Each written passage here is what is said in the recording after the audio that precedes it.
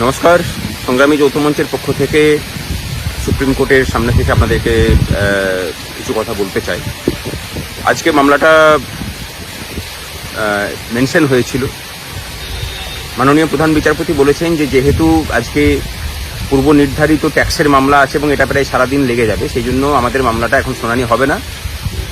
লঞ্চের সময় আমাদের মামলারটাকে হিয়ারিংয়ের জন্য আসবে।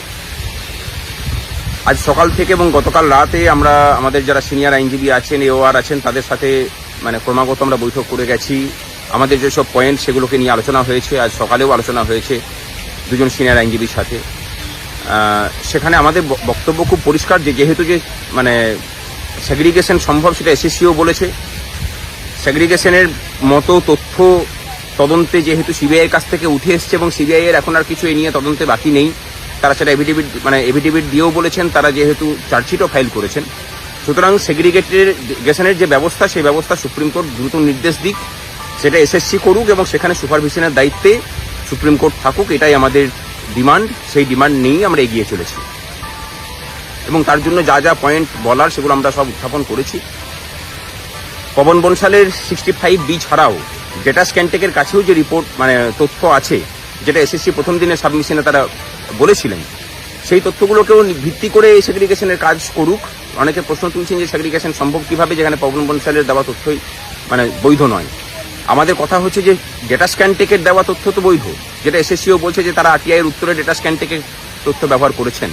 তাহলে সেই তথ্য নিয়ে কেন এই কাজ করা হবে না, সেটাও আমাদের, যদিও এত জটিলতার মধ্যে আমরা ঢুকতে চাইছি না। আমাদের পরিষ্কার বক্তব্য, আমাদের যারা পিটিশনার আছেন তাদের নামে কোনো রকম কোনো অভিযোগ নেই এবং অল্প কিছু জনের জন্য সবাইকে স্কেপগোট করে সমস্ত প্রসেসটাকে বন্ধ করে দেওয়া যেতে পারে না। এটা সুপ্রিম কোর্টের কাছে সুবিচার বলেও আমরা মনে করি না। সুতরাং সেগ্রিগেশন হোক এবং সেগ্রিগেশনের পক্ষেই সুপ্রিম কোর্ট রায় দিক, এটাই হচ্ছে আমাদের সমস্ত মামলার বক্তব্য। আমাদের সিনিয়র আইনজীবীরা যেটা জানালেন যে আমাদের মামলাতে তাদেরকে অ্যাসাইন করার পরে বিভিন্ন গ্রুপ, বিশেষ করে টেন্টেডদের গ্রুপ থেকে তাদের কাছে অ্যাপ্রোচ করা হয়েছিল। তারা কিন্তু সরাসরি না বলে দিয়েছেন।